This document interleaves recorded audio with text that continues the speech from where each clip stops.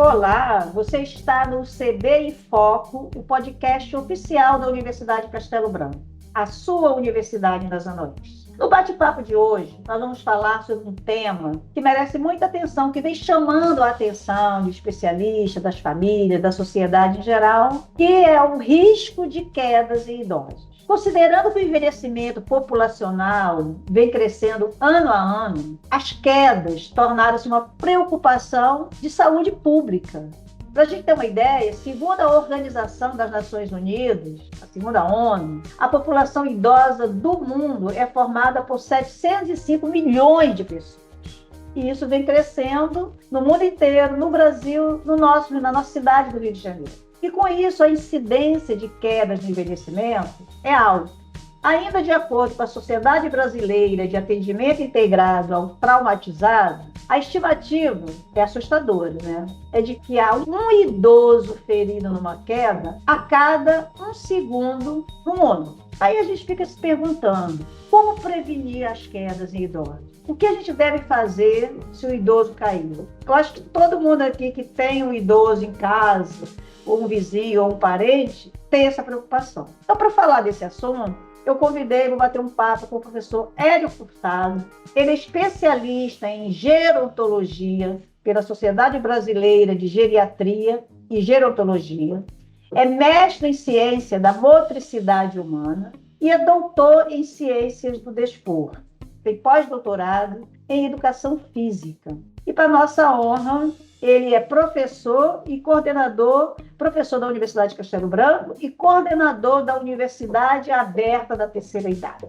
A gente pode perceber, o professor Hélio tem muito para acrescentar, tem muita coisa boa, muita dica interessante para falar para a gente sobre essa questão. Professor, seja muito bem-vindo, muito obrigada. Eu gostaria que, antes da gente entrar no assunto risco de quedas em idosos, o senhor falasse um pouco do seu trabalho na Universidade de Castelo Branco. É um prazer estar falando aqui, Elza. É muito gratificante ter essa oportunidade. Como você falou anteriormente, eu coordeno um projeto chamado UCB 60+, que é um programa específico para a população idosa da Universidade de Castelo Branco. E hoje nós temos 2 atividades acontecendo de forma sistemática. Nós temos palestras informativas sobre saúde e qualidade de vida para idosos, que é um projeto que eu faço coordenando monitores da medicina, que a gente chama de Vida Plena 60+. Então, nessas palestras, a gente orienta sobre hábitos de saúde, sobre hábitos de atividade física. São palestras que acontecem de forma sistemática, num calendário. E tem um novo projeto também, que foi em parceria com a psicologia, que é o Cine Psique, que é um circuito de filmes para idosos, com abordagem psicológica posteriormente. Então, é uma discussão de um filme, tentando trazer para elas, para a população idosa, uma oportunidade de discussão de temas muito atuais. E temos também o programa que a gente chama de UCB 60+, que é um programa de musculação para idosos, gratuito para a comunidade. Temos um número de vagas restrita, não podemos estender tanto, mas que já funciona aí há bastante tempo. Aproximadamente há 6 anos nós temos esse programa funcionando. Então, o tema nos interessa bastante porque está totalmente associado à proposta dos nossos programas. Muito bem, que delícia saber disso. Fala mais, quem quiser participar desse programa, como é que é esse programa, professor? As pessoas têm que fazer inscrição, quem está nos ouvindo, estiver interessado, como é que faz? Todo início de semestre a gente abre inscrição. Tá? Nós temos um número pequeno de vagas, porque não podemos oferecer tanto, são 30 vagas oferecidas todos os anos, e a partir de fevereiro as inscrições ficam abertas lá no Centro Esportivo. É só procurar lá e saber os horários e as alternativas que existem de vagas. Agora, falando nisso, professor, que belíssimo trabalho, o senhor já falou da prevenção, do cuidado, né? Muito bacana saber esse programa, essa ação que você tem, que a universidade desenvolve, esse olhar direcionado para a população idosa, porque realmente hoje a gente fala terceira idade, idade, feliz idade, melhor idade, mas acho que o senhor falou, né, o 60+, é a pessoa que realmente precisa de uma atenção melhor e em vários sentidos, especialmente da saúde. Agora, professor, quais fatores hoje contribuem para a queda em idosos? A gente tem aí um cenário bem complexo, principalmente porque, como você falou anteriormente, nós temos aí indicadores que a população idosa vem crescendo muito no nosso país. E eu queria, antes de entrar justamente nessa característica específica das causas, mostrar um pouco como é que o cenário é alarmante, para nós termos a dimensão do quanto é importante trabalharmos nesse segmento, né? Então, nós temos aí uma população idosa que cresceu muito, né? Como nós falamos aqui, 60 a mais, hoje já são 33 milhões de idosos, com uma expectativa de vida para a mulher de 79,7 e para o homem de 73,1. Então, a expectativa de vida crescendo é uma das características que também ilustra, né? Por que os idosos caem mais? Principalmente porque o número de idosos cresceu mais, tá? Então, a gente tem que sempre fazer essa relação com o aumento da população, associando aí aos riscos e às comorbidades que acontecem com a nossa população. Outro dado que é muito relevante para nós é que o impacto financeiro na saúde é muito grave. Só para a gente ter uma noção, de 2002, é um dado que nós temos aí do Ministério da Saúde, de 2002 a 2016, então lá nesses 14 anos de pesquisa, houve um investimento de R$ 1 bilhão só relacionados à queda de idosos. O quanto isso também é impactante, né? Então, nós temos aí que aproximadamente 25% das pessoas com 60 anos ou mais têm um risco grave de queda, tem um risco de uma queda por ano. E se essa faixa etária chegar a 80 anos, 40%, então em cada 10 pessoas que têm 80 anos, 4 têm risco muito severo de queda. Então, isso aí pode ter uma característica importante para a gente entender o cenário. Quando a gente fala sobre causas, é importante ilustrar que nós temos causas que nós chamamos tecnicamente de intrínsecas, que estão associadas ao indivíduo, e extrínsecas, que estão associadas ao ambiente, tá? Então, quais seriam o que a gente chama de causas intrínsecas, que estão associadas ao indivíduo? O declínio funcional, quer dizer, com o passar da idade, a minha capacidade funcional começa a ter algumas limitações. Eu perco força, eu perco densidade óssea. Isso também está associado a indivíduos que não são ativos. Sempre vou pontuar isso. Os riscos das pessoas que fazem atividade física regular são bem menores do que as pessoas sedentárias, tá? Então, existe esse risco aí do declínio funcional.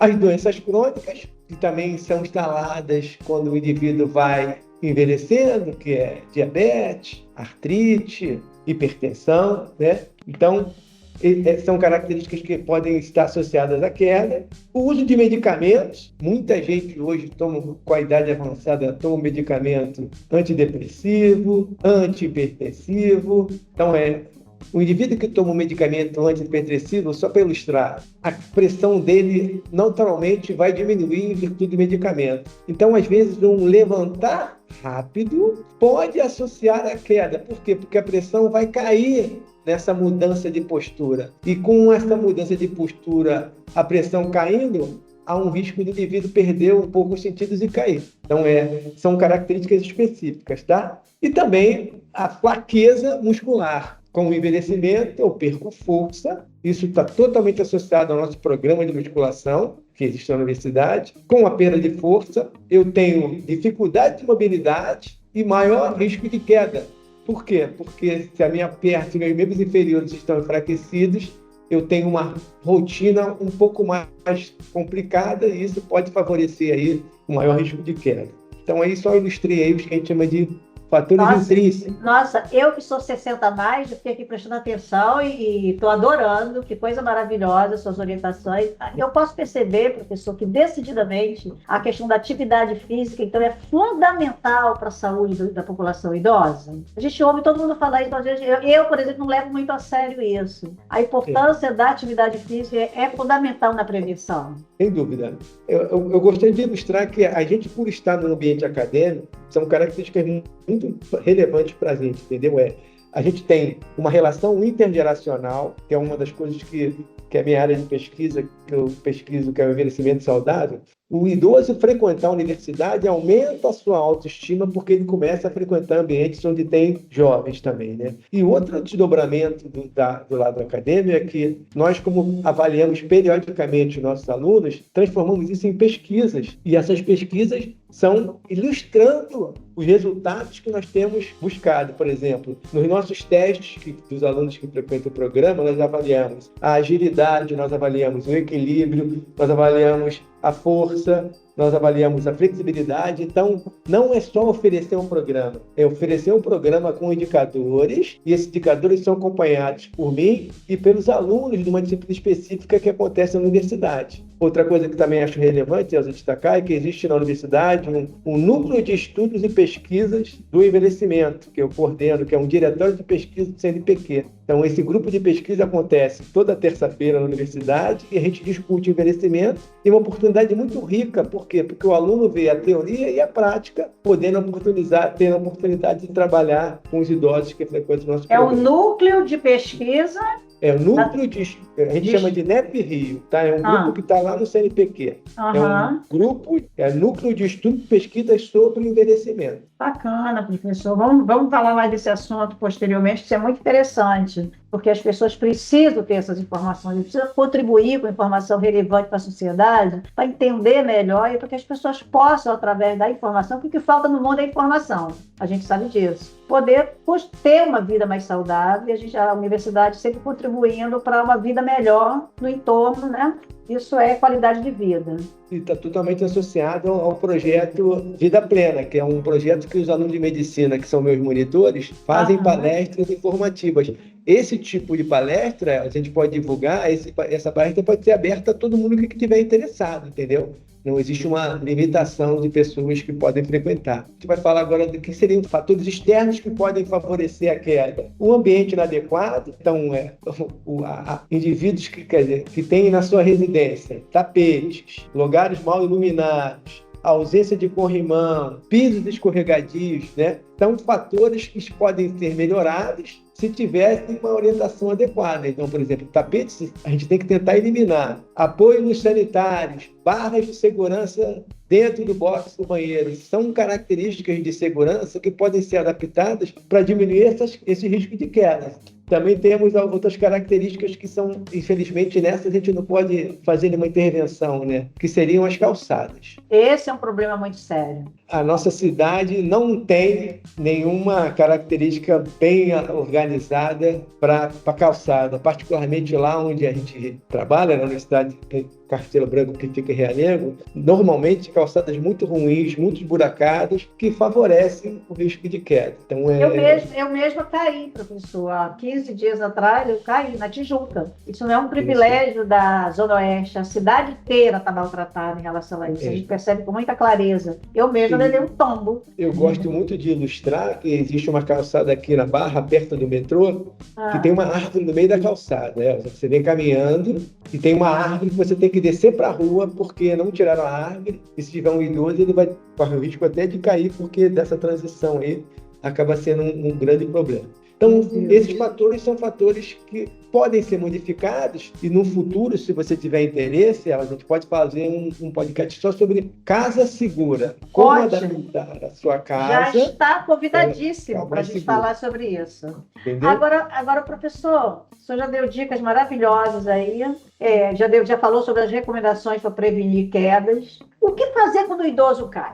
Você que tem um idoso na sua casa, ou está na rua, viu o idoso cair, o que a gente deve fazer? Então, isso aí já é uma das coisas que, infelizmente, acontecem muito, né? A gente tem que estar preparado. Primeiro, a gente tem que fazer uma avaliação inicial, verificar se ele está consciente e se ele tem uma presença de algum machucado ou sangramento. Então, não mexer nele primeiro e ver se ele está consciente e ver se ele está com algum ferimento. Deixá-lo imobilizado. Não mexer é uma característica, porque pode haver uma fratura e qualquer movimento pode agravar esse cenário. Então, não mexer e aguardar a chegada de um profissional de saúde para fazer essa transição, se ele estiver no plano horizontal. Então, evitar mexer no idoso que está caído. Caso ele esteja ciente, não esteja sentindo dor em nada, você pode auxiliar a levantar. Então, dar a mão para ele e, de preferência, que esse estágio seja feito de forma bem lenta, para que não haja uma mudança brusca, que é uma das características importantes do risco de queda, né? Quando a gente está trabalhando com atividade física, o idoso está deitado após uma parte de relaxamento, a gente sempre orienta o idoso a levantar de forma lenta. Por quê? Só essa mudança de plano, de sair do plano horizontal deitado para o plano vertical em pé,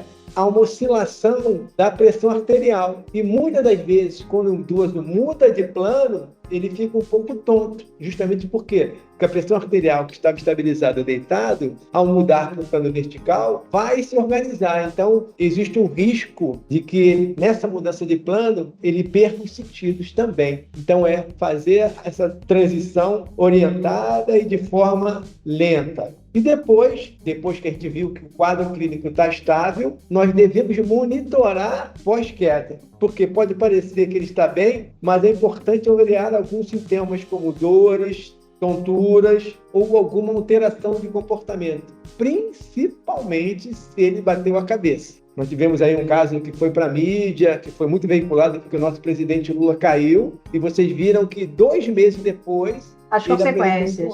Então, sempre que tiver queda, pode parecer que está tudo bem, mas a recomendação da medicina é que ele vá ao médico e faça alguns exames para verificar se o quadro clínico está estável. E outro detalhe, né? Pode ser que naquele momento ele esteja bem, mas esse quadro pode acontecer posteriormente. Então, ir ao médico e tentar fazer um atendimento para que ele consiga perdurar aí por algum tempo, avaliando se houve ou não algum comprometimento. Verdade. Professor, o senhor já falou uma coisa muito interessante aí, a questão das calçadas, né, da adaptação dos ambientes inadequados, em casa, doméstico e externo. Agora, prevenir queda, a gente entende que é uma responsabilidade coletiva. Como é que a gente pode entender qual é o papel da família e da sociedade nessa questão?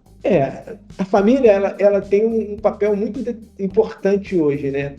Porque em virtude aí do cenário que nós estamos em relação ao mercado de trabalho, a gente tem 2 opções normalmente para a família para cuidar do idoso. A primeira opção é deslocar um familiar para ficar dando o atendimento necessário aos idosos, até porque a gente sabe que com a idade muito avançada, ele já perdeu a autonomia e precisa de um apoio para a higiene, para tomar banho, para se alimentar. Então, existe um livro que eu já li sobre isso, que é um livro chamado A Ilha dos Anciões, na Espanha, que diz que todas as pessoas que vivem muito abdicaram de trabalhar para cuidar dos idosos. Só que o cenário é tão complicado, né? Que lá nessa Ilha da Sardenha tem muitos centenários. Imagina que um filho começou a cuidar do idoso, deixou de trabalhar, só que o pai tem 100 anos e o filho tem 80. Então, olha o quanto isso é complicado. Então, a opção número 1 é um familiar se deslocar para cuidar do idoso. Então, essa pessoa não vai para o mercado de trabalho e fica cuidando do idoso para que ele tenha aí uma oportunidade de ter uma vida saudável e segura. A outra oportunidade é que tem um custo, já que todo mundo está envolvido no mercado de trabalho e não quer abdicar, é o custo de contratar um cuidador. Deixando muito claro que empregada doméstica não é cuidadora. Cuidador é o indivíduo que foi treinado para tomar as atitudes corretas até na rotina diária, né? Como dar um banho, como levantar da cama, como alimentar. Então, tem todo um treinamento para esse indivíduo que hoje é classificado como cuidador de idosos, justamente para que ele torne a rotina desse idoso mais saudável e segura. Professor, eu quero agradecer muito a sua participação. Eu queria que o senhor fizesse, eu ficaria o dia inteiro aqui conversando com o senhor, porque eu já vi que tem muita coisa boa para falar. As suas considerações são maravilhosas, e eu queria que o senhor fizesse a sua palavra final, deixasse sua dica, sua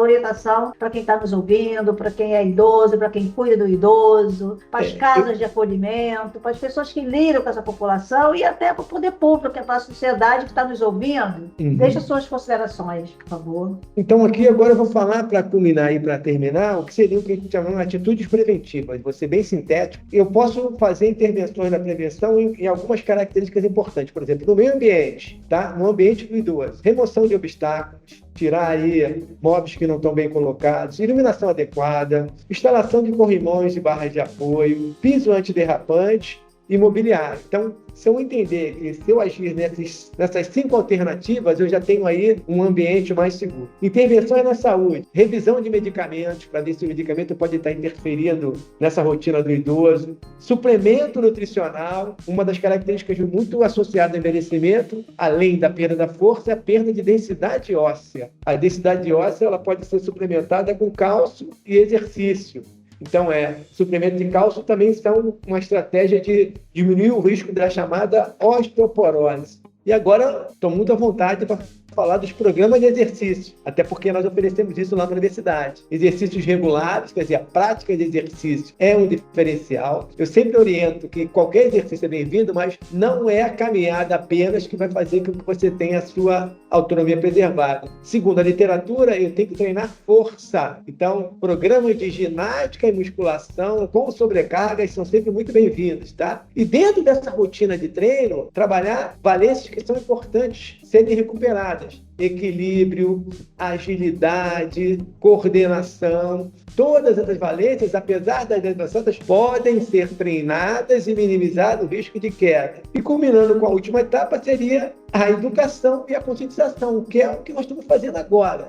Oferecer oportunidades das pessoas terem informações sobre práticas que podem diminuir o risco de queda. E além do apoio social. A participação em grupo é uma das grandes estratégias da atividade física. O idoso, alguns anos atrás, ele ficava dentro do aposento, daí a palavra aposentado, aquele cenário do século passado, onde o idoso estava na cadeira de balanço com o pijama listrado, não existe mais. A nossa tendência hoje é oferecer oportunidades para essa população idosa, praticar exercício, se socializar e ter aí o benefício biopsicossocial. O biológico está associado ao exercício.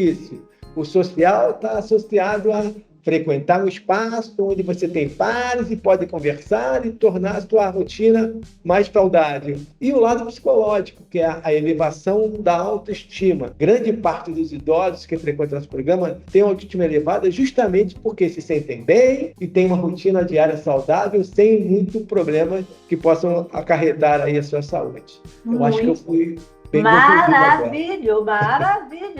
Vou falar Luciano Huck.